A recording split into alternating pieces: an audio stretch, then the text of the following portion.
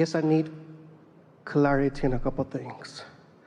There's a certain rituals that I have that help me feel good with myself, help me feel that I can achieve and do anything that I want. And when I am in that state of mind, I feel like I said I can conquer anything. But there's two desires that I want, and I feel those desires that are achievable.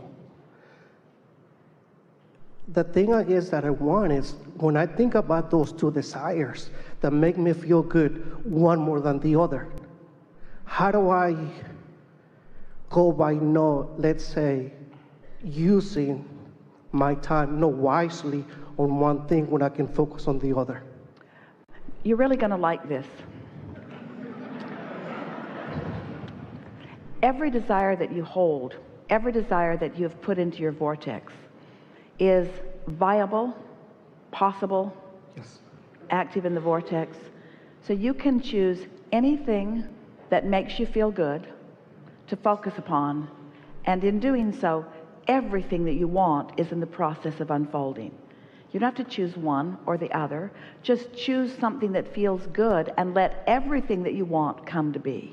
Focus 100% on that. On anything that feels good. On anything that feels good. Here's another way of looking at it. We give this analogy often, and you will hear it clearly. Let's say there are 5 things that are important to you. 5 desires. And 3 of them you're not the least bit worried about. You're seeing them unfolding, you're expecting them to come. 2 of them you really want, but you're more worried about them because they're slower to come. If you will focus upon any one of the 3 that feels good, then the 2 that you're worried about will come too. But if you focus on the one you're worried about, you'll mess up all 5 of them. True. And if we were standing in your physical shoes, we would choose the one that is easiest for us to get there. Because it doesn't matter why you're in the receptive mode. When you are, then you're getting good ideas about everything that you want, and everything moves along. Something else that happens, they can all dovetail together. We want to tell you a story because we want you to realize how they can all come about. We were talking with a woman on the phone many years ago who was not hearing us. She wanted us to cast a magic spell so that her things could come about. And she was irritated that we weren't willing to do that. We wanted to teach her how it's her vibration that makes things come about. And so everything that she talked about, she was talking about them from such a negative point of view that there was no way that she could even get any movement on any of them. So we said, let's talk about blue glass. She didn't want to talk about blue glass. She thought it was stupid that we would want to talk about blue glass. But we insisted, and we described blue glass, lots of different shades of blue, lots of different depths of blue. Some blue glass you can see through, some you can't, and so forth. It was truly annoying to her. And then we talked about butterflies. She didn't want to talk about butterflies either, but we wanted to distract her from the problems that were so active in her vibration. So we described butterflies. We spent about a little more than a minute talking about butterflies. Again, she's annoyed. And then we said, let's talk about feathers. She didn't want to talk about feathers either, but we described feathers for a little over a minute. And then she hung up. She was not happy. She did not get our point. She did not enjoy the subject of blue glass or butterflies or feathers. And then Jerry and Esther, they were in California at the time, went to one of their favorite restaurants to have lunch in La Jolla.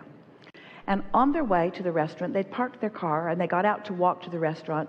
And Esther said, let's go in here. She just felt this very powerful compulsion to go into this shop, which is not altogether unusual for Esther, but it was a very strong desire. And so Jerry followed her in, and they went in and in and in, back deep into the shop, and they discovered a complete wall of blue glass, filling the floor with so many beautiful blue glass objects.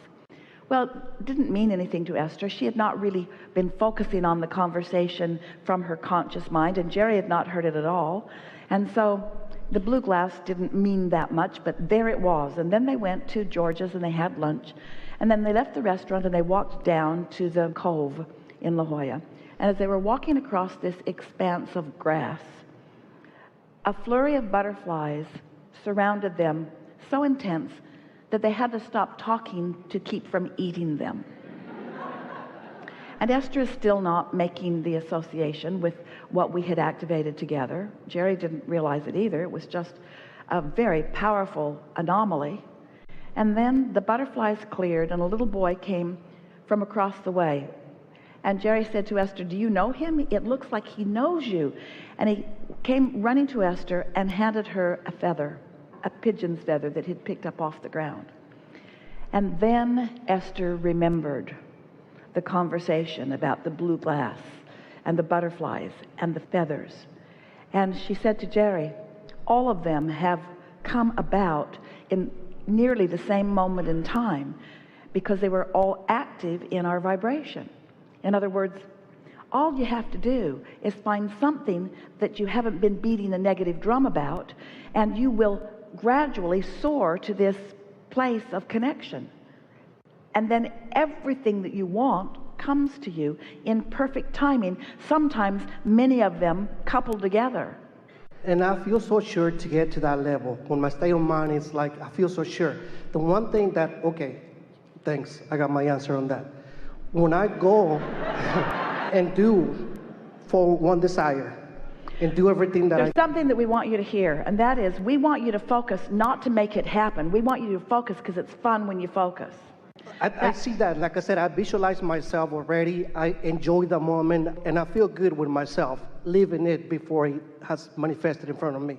The thing is that I see that change lifestyle that is going to bring, even though material things don't mean much to me, I see myself enjoying those things.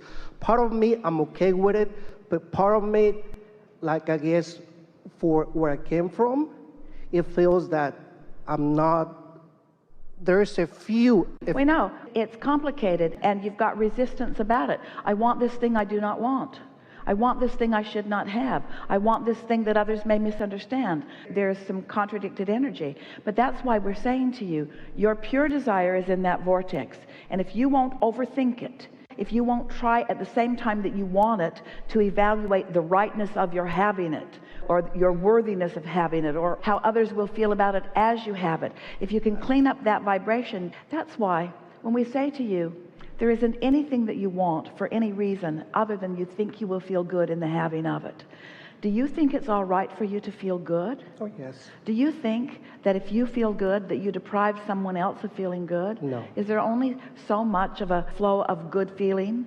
Do you ever be healthy for quite a while and then you say, oh, wait, I've been feeling pretty healthy in my body for quite a long time, and there are a lot of sick people out there, so I've decided that for the month of April, I will be sick. And I will allow more of the wellness to flow to more of the people who haven't been getting any wellness. And so I say now, you have got to give in to the rightness of you being satisfied with your desires. You've got to give in to Source's desire for you to thrive in all ways that matter to you, you see. You've got to give up the struggle. And so if something that you want has a little struggle in it, don't use that as your subject to focus, because it will slow everything down. We don't know of any better way, any more efficient way. We don't know of a faster way for you to finally accept your worthiness. That's where I have trouble with. Than for you to line up and let some good stuff in, and line up and let some more good stuff in, and line up and let some more good stuff in, and feel the pleasure of Source within you as you are thriving. That's the way you will teach yourself the feeling of worthiness, is by realizing that that's what your inner being wishes for you. And when you hold yourself apart from the blessings that are raining down all around you, that's resistance to something that is natural, you see. Helpful? Very. Something more? I was, I guess, raised with this religion, and it was basically, I guess, unconsciously programming me. Now that I see things differently, it's like I'm on this side, and the people that I surround with, they have this mentality, which I'm okay with that. They have these beliefs, which I'm okay with that.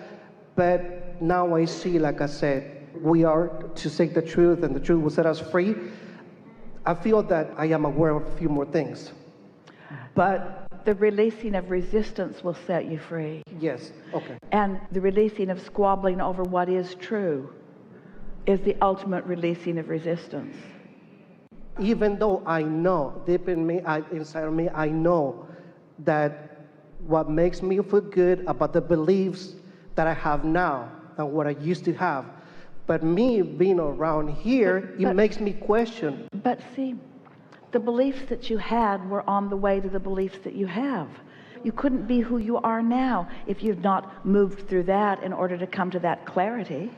Yeah, the thing that I have is that I kind of question myself, am I going in the right path? Thank you. Because that sometimes I feel like it's just myself going over here and everyone is going that way. Let us show you how you can tell. So this subject sounds like the religion that I once learned and that many of my family and friends still are experiencing is somewhat different from what I have now come to believe. So there is a difference in the action or in the behaviors. There's a difference in the way they're doing life and the way I'm doing life. Which one's right and which one's wrong? And then we say, so there you are in that action world, trying to figure out which pile is the right pile and which pile is the wrong pile. But you're stepping back from that just a little bit, and you're finding so much about those people that you love. And in doing so, you are in sync with the source within you who loves them so much. So in your alignment and love, the differences in your opinion is irrelevant. That's true. But in your opinion and action, it seems so big that it keeps you from your love. You see what we're getting at? Yes. So this is always true. When you are focused with the fullness of who you are flowing through you, you always feel wonderful. So when you are appreciating something about one of them, you are in such sync with Source, who is right there with you, that the whole of you is having this experience. And that is what you always desire, is that the whole of you be there. Because when the whole of you is there, when Source energy is flowing through you, as you hold anyone as your object of attention, they always benefit, and so do you. In other words, only good comes from that. Okay. But if you question yourself in some way, so you are disconnected from Source, now it is that disconnection that makes you